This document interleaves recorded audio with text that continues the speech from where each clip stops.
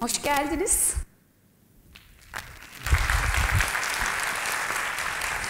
Ben Serra Menekay. Buraya öncelikle hekim, yanı sıra yazar olduğum için davet edildim. Bu güzel davet ve güzel etkinlik için Deniz Hanım başta olmak üzere Türkiye kliniklerine ve bunu sponsoru olan Recordati İlaç'a da teşekkür ederim.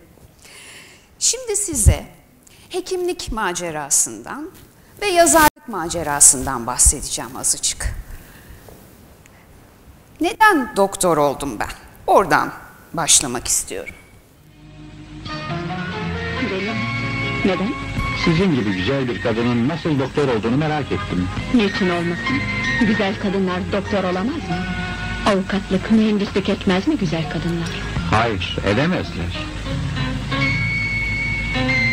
Çünkü erkekler böyle kadınları rahat bırakmazlar. Muhakkak ya biri ona aşık olur, ya da o birine kapılıp peşinden gider. Tabiat güzel kadınları sevmek ve sevilmek için yaratmıştır. Doktor olmak için değil. Ya böyle yaratmış ama tabiat. Biz gene de anneannem yüzünden dedim ya, çünkü her gece bana dua ettiriyordu. Rabbi yesir, velâtu asir, Rabbi temin bil hayır. Gelin olayım, doktor olayım. Ve evet, ne dilediğine dikkat etmek gerek. Dualarım kabul olunca mecburen doktor oldum, gelin de oldum bu arada. Şimdi ne yaparım ben diye düşündüm 30'lu yaşlarımda. 30'lu yaşlarına geldiğinde insan bunu düşünüyor. Kimisi dikiş dikiyor, kimisi işte ben en iyi diyor, işte bulaşık yıkarım diyor falan filan, neyse. Ben ne yaparım dedim, ne yaparım ben en iyi? Cevap çok trajikti. Ben en iyi ders çalışırım.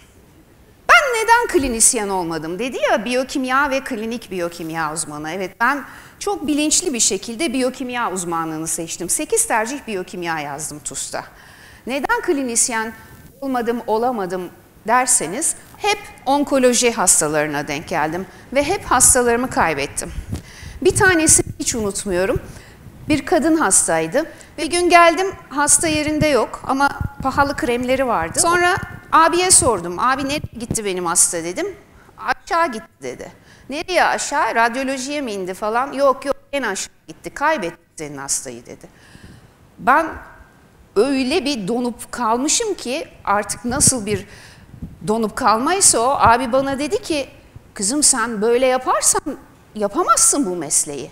Doktor olma sen o zaman dedi yani. Her hasta öleceksen ölme, bu kadar duygusal olunmaz. Sonra ben düşündüm, acaba ben duygusal olmamalı mıyım? Ama ben duygusal olmayı da çok seven bir insanım. Doktor olmamalı mıyım o zaman? Of, o kadar da sınav geçtik geldik, heves ettik falan. Seviyorum da teorini. En iyisi ben klinisyen olayım dedim. Biyokimyayı öyle seçtim. Çünkü yaptığınız ya da yapmadığınız bir şey yüzünden çok şey olabilir. O duygusal yükü taşımayı göze almak klinisyenlik. Ben onu yapamadım. Sırf bu yüzden bile bütün klinisyen çok büyük saygı duyulmayı hak ediyorlar bana göre. Bakın bu Doktor Religa. Kendisi Polonya'da kalp cerrahisinin önde giden öncülerinden birisi. 1987 yılında bu fotoğrafı National Geographic yılın fotoğrafı seçmiş. Bu bir 23 saat süren kalp transplantasyonu sonrası oturmuş oraya, omuzlarındaki yük buradan bile görülüyor değil mi? Hastasının vital bulgularını takip ediyor. Arkada bir diğer operatör uyumuş kalmış orada. İşte bu yük bahsettiğim. İnsan vücudunu öğrenmek, o mucizeyi anlamaya çalışmak gerçekten müthiş bir şey. Teorisine aşık olduğum bu mesleği sürdürüyor olmanın bir bedeli olabileceği hiç aklıma gelmemişti. Pederime 4. evre akciğer seyahat tanısı konduğunda aşağı yukarı anlayabiliyordum. Ya da babama primer progresif afazi dendiğinde bu nereye doğru gideceğini, neler olabileceğini tahmin ediyordum. Cehalet mutluluk mu sorusunun yanıtı, evet galiba cehaletle mutluluk bir arada gezmeyi seven bir ikili. Nedir doktorluk derseniz bana şunları söyleyeceğim. Zorlu bir yaşam biçimidir, adanmışlıktır, disiplindir, pek çok şeyden vazgeçmektir. Canının istediğini değil, okumak zorunda olduklarını okumaktır ki bu beni en çok kasan nokta. Hayata vaktinin kalmamasıdır, hayatını devamlı ertelemektir, durmadan sınavlara girmektir ve cehaletin vereceği mutluluktan vazgeçmektir. Nasıl doktor olunur? Bakın uzmanın her harfini hak etmek için 1 sene üniversitede okunur. Böyle olunur. Öyle hem de kolay değil yani. Şimdi doktor olmaya kalkıştığınızda yemeği, içmeyi, uykuyu, canınızın istediğini okumayı, tatili, gezmeyi, sevmeyi, düğünleri, dernekleri, evliliği, doğurmayı, emzirmeyi, kısaca her şeyi erteleyip ötelersiniz. Bir gün bir bakarsınız, hayat geçip gitmiş. Ben bir kalktım Kırım'a gittim. Ve orada 60 yıl boyunca hiç görüşmediğim, ama yeni dönmüş olan İkinci Dünya Savaşı sırasında gerçekleştirilen Kırım sürgününü anlattılar. Çünkü halam 15 yaşındayken o sürgünü canlı yaşamış. Oradaki bütün akrabalarım bana koşup gelip neler yaşadıklarını anlattılar. Orta Asya'da, Sibirya'da neler gördüklerini, sonra nasıl bir mücadeleyle, demokratik bir mücadeleyle Kırım'a döndüklerini anlattılar. O kadar kavurucu, o kadar yakıcı hikayeydi ki ben kayıtsız kalamadım. Başladım okumaya, o dönem tarihini okudum. Elime ne geçtiyse onunla ilgili okudum. Sonra video çekimlerine başladım. Her bulduğum fırsatta Kırım'a gittim, videoya çekmeye başladım.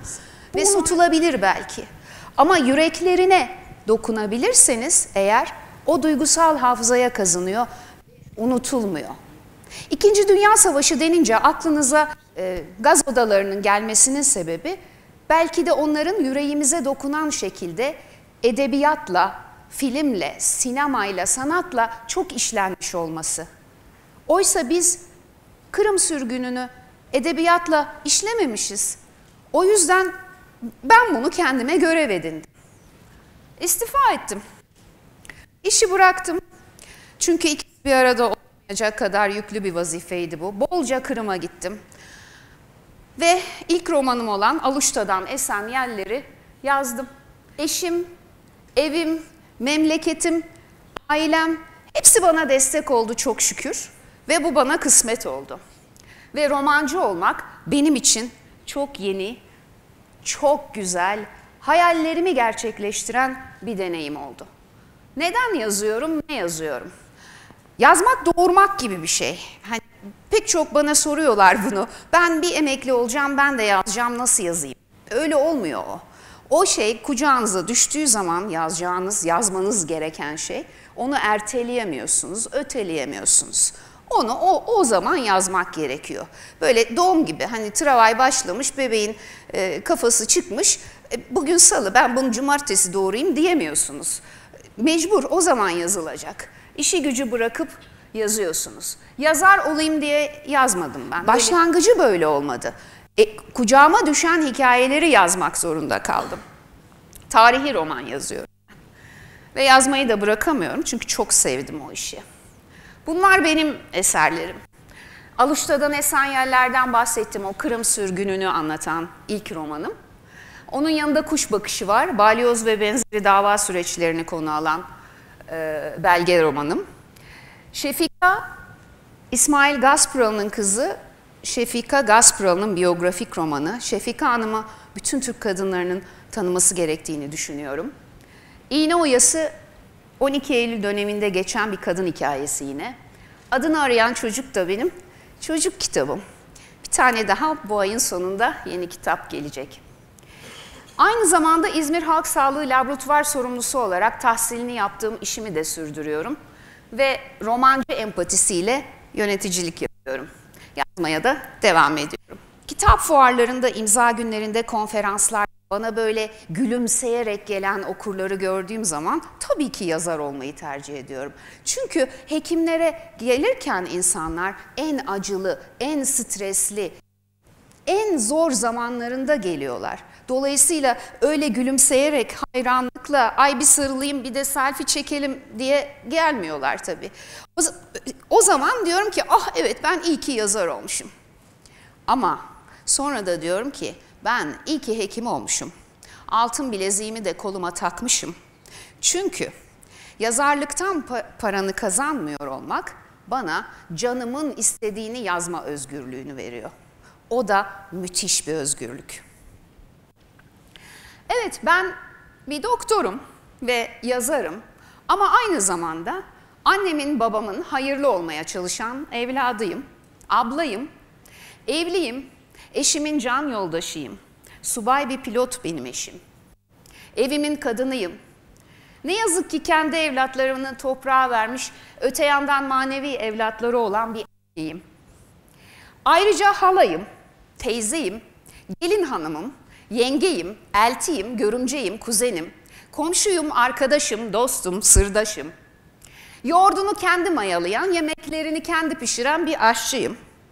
Yoga, pilates ve zumba yapmayı seven, arkadaşlarıyla muhabbet etmeyi dünyalara değişmeyen, doğa ve hayvan sevgisi yüksek bir kedi hizmetkarıyım. Konuşmayı çok seven, hatta biraz çenesi düşük, her fırsatta sürekli kitap okuyan, evet ben bir doktorum ve yazarım ama aynı zamanda kimilerine göre dünya tatlısı, cana yakın, kimisine göre akıllı, kimisine göre aptal, kimine göre güzel, kimine göre çirkin biriyim. Tabii ki bunların hepsi doğru. Çünkü ben de herkes gibi ve herkes kadar insanım. Siz de unutmayın, olur mu? Etten, kemikten, zihinden, yürekten ve böyle gerçekler.